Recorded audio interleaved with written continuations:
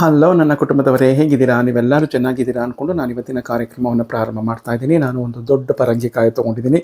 ಈ ಪರಂಗಿಕಾಯಿಯನ್ನು ಅರ್ಧವನ್ನು ಕಟ್ ಮಾಡಿಕೊಂಡು ನಾನಿವತ್ತು ಹುಳಿ ಅಂದರೆ ಸಾಂಬಾರನ್ನ ಮಾಡ್ತಾಯಿದ್ದೀನಿ. ಸಾಂಬಾರು ಅಥವಾ ಸಾರು ಏನು ಬೇಕಾದ್ರೂ ಹೇಳ್ಬೋದು. ಬಹಳ ರುಚಿಕರವಾದಂತಹ ಒಂದು ಪರಂಗಿಕಾಯಿ ಹುಳಿ ನಮ್ಮ ಮನೆಯಲ್ಲಿ ನಮ್ಮ ತಾಯಿ ಮಾಡ್ತಾಯಿದ್ರು. ಅದೇ ರೀತಿಯಲ್ಲಿ ನಾನು ಮಾಡ್ತೀನಿ. ಹಾಗಿದ್ಮೇಲೆ ಮತ್ತೆ ತಡ ಫಟಾಫಟ್ ಅಂತ ವಿಡಿಯೋ ಕಂಟಿನ್ಯೂ ಆಗುತ್ತೆ, ನೋಡೋಣ ಬನ್ನಿ. ಹಾಗೆ ನಾನು ಸಬ್ಸ್ಕ್ರೈಬ್ ಆಗದೇ ಇರೋರು ದಯಮಾಡಿ ಸಬ್ಸ್ಕ್ರೈಬ್ ಆಗಿ ಮುಂದೆ ಇರ್ತಕ್ಕಂಥ ಬೆಲ್ ಬಟನ್ನ ಪ್ರೆಸ್ ಮಾಡಿ. ನಾನು ಹಾಕೋ ವಿಡಿಯೋ ನೋಟಿಫಿಕೇಷನ್ ಮೊದಲೇ ತಲುಪುತ್ತೆ. ವಿಡಿಯೋ ಇಷ್ಟ ಆದರೆ ಲೈಕ್ ಮಾಡಿ, ಶೇರ್ ಮಾಡಿ. ಹಾಗಿದ್ಮೇಲೆ ಈಗ ವಿಡಿಯೋ ಕಂಟಿನ್ಯೂ ಆಗುತ್ತೆ, ಬನ್ನಿ ನೋಡೋಣ. ನಿಮ್ಮಲ್ಲೇನಾದರೂ ಪಪ್ಪಾಯಿ ಮರ ಅಂದರೆ ತೆಂಗಿನಕಾಯಿ ಪರಂಗಿಕಾಯಿ ಗಿಡ ಇದ್ದರೆ, ಕಾಯಿ ಇದ್ದರೆ ನೀವು ಧಾರಾಳವಾಗಿ ಈ ರೀತಿ ಮಾಡ್ಕೊಳ್ಳಿ. ಬನ್ನಿ ಈಗ ಇನ್ನರ್ಧ ಏನು ಮಾಡ್ತೀನಿ ಅನ್ನೋದನ್ನ ನಾಡಿದ್ದು ಬಂದು ತೋರಿಸ್ತೀನಿ. ಸ್ನೇಹಿತರೆ ನೋಡಿ, ಪರಂಗಿಕಾಯಿ ಹೆಚ್ಚಿದೆ, ಈ ರೀತಿ ಹೆಚ್ಕೊಂಡಿದ್ದೀನಿ. ಸ್ವಲ್ಪ ದೋರ್ಗಾಯಿ ಆಗಿತ್ತು, ಪೂರ್ತಿ ಬೆಳ್ಳಗಿರೋ ಒಳಗಡೆ ಬೆಳ್ಳಗಿರಬೇಕು, ಆ ರೀತಿ ಕಸ್ಕಟ್ಟೆ ಅಂತಾರೆ ನೋಡಿ, ಆ ರೀತಿ ಕಾಯಿ ಇದ್ರಂತೂ ಇನ್ನೂ ಚೆನ್ನಾಗಿರುತ್ತೆ. ನಾನು ಸ್ವಲ್ಪ ದೋರು ಹಣ್ಣು ಥರ ಆಗಿತ್ತು, ಪರವಾಗಿಲ್ಲ, ಇದರಲ್ಲೇ ಮಾಡೋಣ ಬನ್ನಿ. ಈಗ ಇದನ್ನು ಚೆನ್ನಾಗಿ ತೊಳೆದು ಪಾತ್ರೆಯಲ್ಲಿ ಬೇಯೋಕೆ ಇಡ್ತೀನಿ. ಇದನ್ನು ಕುಕ್ಕರಲ್ಲಿ ಕೂಗಿಸ್ಬಾರ್ದು, ಕುಕ್ಕರಲ್ಲಿ ಕೂಗಿಸ್ಬಿಟ್ರೆ ಬೆಂದಕ್ಕೆ ಅದ್ರ ಹೋಗ್ಬಿಡುತ್ತೆ. ಆದ್ದರಿಂದ ಪಾತ್ರೆಯಲ್ಲಿ ಇದಕ್ಕೆ ಮುಳುಗುವಷ್ಟು ನೀರು ಹಾಕಿ ಪಾತ್ರೆಯಲ್ಲಿ ಬೇಯೋಕೆ ಇಡೋಣ. ಈ ಪಪ್ಪಾಯಿ ಕಾಯಿ ಸಾರಿಗೆ ನಾನು ತೊಗೊಂಡಿದ್ದೀನಿ 1 ಕಪ್ಪು ಉದ್ದಿನಬೇಳೆ. ಉದ್ದಿನ ಕಾಳು ತೊಗೊಬೇಡಿ, ಉದ್ದಿನಬೇಳೆ ತೊಗೊಳ್ಳಿ. 2 ಹೆಸರು ಏಲಕ್ಕಿ ರುಚಿಗೆ, ಮತ್ತು ಇಲ್ಲಿ 4 5 ಸ್ಪೂನು ಕೊತ್ತಂಬರಿ ಬೀಜ ತೊಗೊಂಡಿದ್ದೀನಿ. 1 ಸ್ಪೂನ್ ಜೀರಿಗೆ, ಅರ್ಧ ಸ್ಪೂನ್ ಸಾಸಿವೆ, 1/4 ಸ್ಪೂನ್ ಮೆಂತ್ಯ, 2 ಸ್ಪೂನು ಇದು ಗಟ್ಟಿ ಬರಲಿ ಅಂತ ಇದು ಹಾಕದೆ ಹೋದರೂ ನಡೆಯುತ್ತೆ, ಇದೇನು ಬೇಕಾಗಿಲ್ಲ. ಬಟ್ ನಾನು 2 ಸ್ಪೂನು ಕಡಲೆಬೇಳೆ ತೊಗೊಂಡಿದ್ದೀನಿ ಸ್ವಲ್ಪ ಗಟ್ಟಿ ಬರಲಿ ಅಂತ. ಸ್ವಲ್ಪ ಕರಿಬೇವು, ಖಾರಕ್ಕೆ ಅನುಗುಣವಾಗಿ ಬ್ಯಾಡಗಿ ಮೆಣಸಿನ್ಕಾಯಿ, ನೀವು ಗುಂಟೂರು ಮೆಣಸಿನ್ಕಾಯಿ ಬೇಕಾದರೂ ತೊಗೋಬೋದು. ಎಲ್ಲ ಈ ಸ್ಪೂನ್ನ ಅಳತೆಯಲ್ಲೇ ತೊಗೊಂಡಿರೋದು. ನಾನು ಉದ್ದಿನಬೇಳೆ ಮಾತ್ರ 1 ಕಪ್ ಸಂಪೂರ್ಣ ತೊಗೊಂಡಿದ್ದೀನಿ. ನಾವು ಎಷ್ಟು ಸಾರು ಮಾಡ್ತೀವಿ ಅದಕ್ಕೆ ತಕ್ಕಂತೆ ನೀವು ಪದಾರ್ಥಗಳನ್ನ ನೀವು ತೊಗೋಬೇಕು. ನಾನು ತಪ್ಪಲೆಯಲ್ಲಿ 2 ದಿನಕ್ಕೆ ಆಗೋಂಗೆ ಮಾಡ್ಕೋತಾ ಇರೋದ್ರಿಂದ ಎಲ್ಲ ಹೆಚ್ಚಿಗೆ ಕ್ವಾಂಟಿಟಿಯನ್ನು ನಾನು ತೊಗೊಂಡಿದ್ದೀನಿ.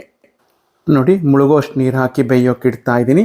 ಮತ್ತು 1 ದೊಡ್ಡ ಹೋಳು ತೆಂಗಿನಕಾಯಿ, ರುಚಿಗೆ ತಕ್ಕಷ್ಟು ಹುಣಸೆ ಹುಳಿ, ಇದೆಲ್ಲವನ್ನು ತೊಗೊಂಡಿದ್ದೀನಿ. ಈಗ ಬನ್ನಿ ಎಲ್ಲ ರೋಸ್ಟ್ ಮಾಡ್ಕೊಳ್ಳೋಣ. ಬಾಣಲೆ ಇಟ್ಟಿದ್ದೀನಿ. ಕ್ರಿಯಾ ಫುಡ್ಸ್ ರವರ ಪರಿಶುದ್ಧವಾದ ಕೊಬ್ಬರಿ ಎಣ್ಣೆ 1 ಸ್ಪೂನ್ ಹಾಕಿದ್ದೀನಿ. ಈಗ ಮೊದಲಿಗೆ ಕಡಲೆಬೇಳೆ ಹಾಕ್ಕೊತೀನಿ. ಕಡಲೆಬೇಳೆ ಜೊತೆಗೇ ಉದ್ದಿನಬೇಳೆ ಮತ್ತು ಏಲಕ್ಕಿ ಹೆಸರು ಎರಡನ್ನು ಹಾಕ್ಕೊಂಡು ಗಮ್ ಅಂತ ಪರಿಮಳ ಬರೋವರೆಗೂ ಹುರ್ಕೊಳ್ಳೋಣ. ಎಲ್ಲೂ ಅಡಿ ಹತ್ತಿಸ್ಕೋಬಾರ್ದು. ನೋಡಿ, ಇದೆಲ್ಲ ಆಗಿ ಬಂದಿದೆ. ಈಗ ಸಾಸಿವೆ, ಜೀರಿಗೆ ಮತ್ತು ಮೆಂತ್ಯವನ್ನು ಹಾಕ್ಕೊತಾ ಇದ್ದೀನಿ. ಇದನ್ನು ಸಹ ಹುರ್ಕೊಳ್ಳೋಣ. ಈಗ ಇದೆಲ್ಲ ಆಗಿ ಬಂದಿದೆ. ಈಗ ಕೊತ್ತಂಬರಿ ಬೀಜ ಮತ್ತು ಕರಿಬೇವು ಎರಡನ್ನು ಹಾಕ್ಕೊಂಡು ಹದವಾಗಿ ಪರಿಮಳ ಬರೋ ತನಕ ಹುರ್ಕೊಳ್ಳೋಣ. ಎಲ್ಲೂ ಅಡಿ ಹತ್ತಿಸ್ಬೇಡಿ, ಐ ಫ್ಲೇಮಲ್ಲಿ ಇಟ್ಕೊಂಡು ಅಡಿ ಹತ್ತಿಸ್ಕೋಬೇಡಿ ಹೇಳಿದ್ದೀನಿ. ಲೋ ಫ್ಲೇಮಿಂದ ಮೀಡಿಯಮ್ ಫ್ಲೇಮ್ ಮಧ್ಯದಲ್ಲಿ ಇಟ್ಕೊಂಡು ಅಡಿ ಹತ್ತದೇ ಇದ್ದಂಗೆ ಹುರ್ಕೊಳ್ಳಿ. ನೋಡಿ, ಈಗೆಲ್ಲ ಆಗಿ ಬಂದಿದೆ. ಈಗ ಬ್ಯಾಡಿಗೆ ತೊಗೊಂಡಿದ್ದೀನಿ. ನಿಮ್ಮ ಖಾರಕ್ಕೆ ಅನುಗುಣವಾಗಿ ನೀವೆಷ್ಟು ಕ್ವಾಂಟಿಟಿ ಮಾಡ್ತೀರಾ ಸಾರು ಅದಕ್ಕೆ ತಕ್ಕಂತೆ ನೀವು ಬ್ಯಾಡಿಗೆ ಮತ್ತು ಗುಂಟು ಎರಡನ್ನು ಬೇಕಾದ್ರೂ ತೊಗೊಳ್ಳಿ. ಇಲ್ಲಿ ನಾನು ಸಾಂಪ್ರದಾಯಿಕ ಶೈಲಿಯಲ್ಲಿ ಮಾಡ್ತಾ ಇರೋದು. ನೀವು ಹುರಿಯೋಕೆ ಬೇಕಾದ್ರೆ ಈರುಳ್ಳಿ, ಬೆಳ್ಳುಳ್ಳಿ ಏನು ಬೇಕಾದರೂ ಹಾಕ್ಕೋಬೋದು. ಸ್ಟವನ್ನು ಆಫ್ ಮಾಡಿದ್ದೀನಿ. ತೆಂಗಿನಕಾಯಿ ತುರಿಯನ್ನು ಹಾಕ್ಕೊಂಡು ಆ ಕಾವೇ ಸಾಕು, ಅದನ್ನು ನಾವು ಬಾಡಿಸ್ಕೊಳ್ಳೋಣ. ತೀರ ಏನು ಬೇಡ, ಸ್ವಲ್ಪ ಬಾಡಿಸ್ಕೊಂಡ್ರೆ ಸಾಕು. ಈಗ ಸ್ವಲ್ಪ ಅಡಿಗೆ ಅರಿಶಿಣವನ್ನು ಸಹ ಜೊತೆಗೆ ಹಾಕ್ಕೊಳ್ಳೋಣ. ಬೇಕಾದ್ರೆ ರುಬ್ಬಕ್ಕೆ ಬೇಕಾದರೂ ಹಾಕ್ಕೊಳ್ಳಿ, ಈಗಲೇ ಬೇಕಾದರೂ ಹಾಕ್ಕೊಳ್ಳಿ, ನಿಮಗೆ ಹೇಗೆ ಅನುಕೂಲ ಆ ರೀತಿ ಮಾಡ್ಕೊಳ್ಳಿ. ನೋಡಿ, ಈಗ ಬೆಂದು ಬಂದಿದೆ. ನಾನು ಯಾವ ಪಾತ್ರೆಯಲ್ಲಿ ಮಾಡ್ತಿದ್ನೋ ಸಾರು ಆ ಪಾತ್ರೆಯಲ್ಲೇ ಹಾಕ್ಕೊಂಡಿದ್ದೀನಿ. ಬೆಂದು ಬಂದಿದೆ. ನೋಡಿ, ಇಲ್ಲಿ 2.5 ಪಾವು ನಾನು ತೋರಿಸ್ತೀನಲ್ಲ, ಈ ಚಿಕ್ಕ ಪಾವ್ನಲ್ಲಿ 2.5 ಪಾವು ತೊಗರಿ ಬೇಳೆಯನ್ನು ಕೂಗಿಸ್ಕೊಂಡಿದ್ದೀನಿ. ಇಲ್ಲಿ ಟೊಮೆಟೊ ಆಗಲಿ ಏನನ್ನು ಬಳಸೋ ಹಾಗಿಲ್ಲ ಹೇಳಿದ್ದೀನಿ. ಸಾಂಪ್ರದಾಯಿಕ ಶೈಲಿಯ ಸಾಂಬಾರು ನಾನು ಮಾಡ್ತಾ ಇರೋದ್ರಿಂದ ಟೊಮೆಟೊ ಎಲ್ಲ ಬಳಸೋ ಹಾಗಿಲ್ಲ. ಬೇಯಿಸಿಟ್ಕೊಂಡಿರ್ತಕ್ಕಂಥ ಬೇಳೆಯನ್ನು ನಾನು ಪಪ್ಪಾಯಿ ಬೇಯಿಸ್ಕೊಂಡಿದ್ನಲ್ಲ ಅದೇ ಪಾತ್ರೆಗೆ ಹಾಕ್ಕೊಂಡಿದ್ದೀನಿ. ಆಮೇಲೆ ಈಗ ಆಗಲೇ ಹುರಿದಿಟ್ಕೊಂಡಿದ್ನಲ್ಲ ಆ ಮಸಾಲೆ ಎಲ್ಲ ತಣ್ಣಗಾಗಿದೆ. ಈಗ ಅದನ್ನು ಸಹ ನುಣ್ಣಗೆ ರುಬ್ಕೊಂಡು ಬರೋಣ. ಸ್ವಲ್ಪನೇ ನೀರು ಹಾಕ್ಕೊಂಡು ನುಣ್ಣಗೆ ರುಬ್ಕೋಬೇಕು. ನೋಡಿ, ಈ ಹದದಲ್ಲಿ ನಾನು ರುಬ್ಕೊಂಡ್ಬಂದಿದ್ದೀನಿ. ತುಂಬ ಚೆನ್ನಾಗಿರುತ್ತೆ. ಇದಕ್ಕೆ ನೀವು ಬೇಕಾದ್ರೆ ಹುರ್ಕೊಳ್ಳೋಕ್ಕೆ ಚಕ್ಕೆ, ಲವಂಗ ಏನು ಬೇಕಾದರೂ ಹಾಕ್ಕೋಬೋದು. ಈಗ ರುಚಿಗೆ ಅನುಗುಣವಾಗಿ ಹುಳಿಯನ್ನು ಬಿಟ್ಕೊತೀನಿ. ಮತ್ತು ಬೆಲ್ಲ ಮಾತ್ರ ಮಸ್ಟ್ ಆ್ಯಂಡ್ ಶುಡ್ ಹಾಕಲೇಬೇಕು. ಈಗ ರುಬ್ಬಿರ್ತಕ್ಕಂಥ ಮಸಾಲೆ, ಹುಣಸೆ ಹುಳಿ ಮತ್ತು ಬೆಲ್ಲ ಎಲ್ಲವನ್ನು ಹಾಕಿ ರುಚಿಗೆ ತಕ್ಕಷ್ಟು ಉಪ್ಪನ್ನು ಹಾಕಿ ಕುದಿಯೋಕೆ ಇಡ್ತೀನಿ. ನಂತರ ನಿಮಗೆ ತೋರಿಸ್ತೀನಿ. ನೋಡಿ ಸ್ನೇಹಿತರೆ, ರುಚಿಕರವಾದ ಪರಂಗಿಕಾಯಿ ಅಥವಾ ಪಪ್ಪಾಯಿಕಾಯಿಯ ಸಾರು ರೆಡಿಯಾಯಿತು. ತುಂಬ ಚೆನ್ನಾಗಿರುತ್ತೆ. ಹಬ್ಬ ಹರಿದಿನಗಳಲ್ಲಿ ಧಾರಾಳವಾಗಿ ಮಾಡ್ಕೊಳ್ಳಿ. ಎಷ್ಟು ರುಚಿಯಾಗಿರುತ್ತೆ ಅಂತಂದರೆ ಇದ್ರ ಜೊತೆಗೆ ಹಪ್ಪಳ ಸಂಡಿಗೆ ಕರ್ಕೊಂಡ್ರಂತೂ ತಿನ್ನೋಕ್ಕೆ ಅದ್ಭುತವಾಗಿರುತ್ತೆ.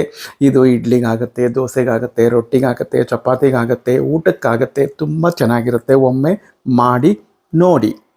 ಅದರ ಬಣ್ಣ ನೋಡ್ರಿ ಎಷ್ಟು ಚೆನ್ನಾಗಿದೆ ಅಂತ.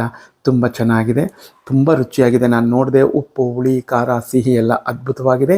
ಈಗ ತುಪ್ಪದಲ್ಲಿ ಗಮ್ಮತ್ತಾದ ಒಂದು ಒಗ್ಗರಣೆಯನ್ನು ಕೊಟ್ಬಿಡೋಣ. ಈಗ 3 ಸ್ಪೂನ್ ತುಪ್ಪ ಹಾಕ್ಕೊಂಡಿದ್ದೀನಿ, ಅದು ಕರಗಲಿ. ತುಪ್ಪ ಎಲ್ಲ ಕರಗಿ ಬಂತು. ಈಗ ಸಾಸಿವೆ ಜೀರಿಗೆ ಹಾಕ್ತೀನಿ, ಚಿಟಪಟ ಅಂತ ಸಿಡಿಲಿ ಅದು ಚೆನ್ನಾಗಿ.